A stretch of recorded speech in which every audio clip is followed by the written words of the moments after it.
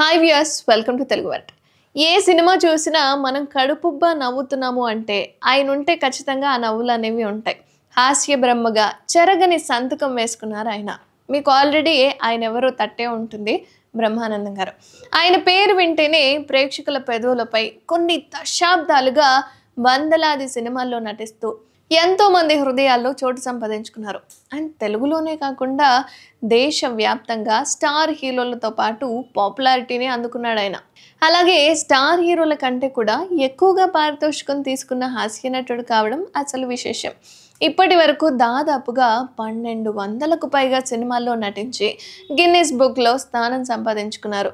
తన ప్రత్యేకమైన expressions, perfect timing, నవ్వించే డైలాగ్స్తో 30 ఏళ్లుగా కోట్లాది మంది అభిమానులను అలరించాడు. ఇక సినీ ప్రపంచంలో ఆయన లెజెండ్గా చేసిన అద్భుతమైన నటన అందరినీ నవ్వించేస్తుంది.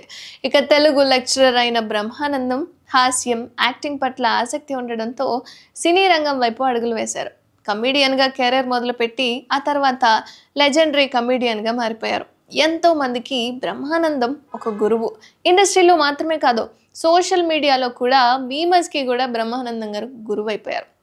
నెటిజన్స్ బ్రహ్మానందం గారిని మీమ్ గాడ్గా పిలుస్తూ ఉంటారు కూడా. అయితే ఇటీవల బ్రహ్మానందం సినిమాల స్పీడ్ తగ్గిపోయింది. అడపదడప సినిమాలు చేస్తూ అందరినీ అలరిస్తూ ఉన్నారు. అలాగే పలు టీవీ షోల్లో కూడా పాల్గొంటున్నారు. తాజాగా ఆహాలో స్ట్రీమింగ్ అవుతున్న తెలుగు ఇండియన్ ఐడియల్ సీజన్ 4కి హాజరయ్యారు బ్రహ్మానందం. ఈ ఎపిసోడ్లో బ్రహ్మానందం తనదైన కామెడీ టైమింగ్తో అందరినీ ఆకట్టుకున్నాడు.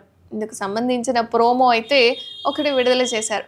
అయితే ఈ ప్రోమో చివరిలో బ్రహ్మానందం కన్నీళ్లు పెట్టుకున్నారు. లెజెండరీ సింగర్ ఎస్పి బాలసుబ్రహ్మణ్యం గురించి హోస్ట్ అడిగితే ఆయనతో ఎంతో పెద్ద అనుభవం ఉందని, కుటుంబంతో సాన్నిహిత్యం ఉన్న మనిషి అని, మంచి మనిషి బాలసుబ్రహ్మణ్యం అంటూ కన్నీళ్లు పెట్టుకున్నారు బ్రహ్మానందం.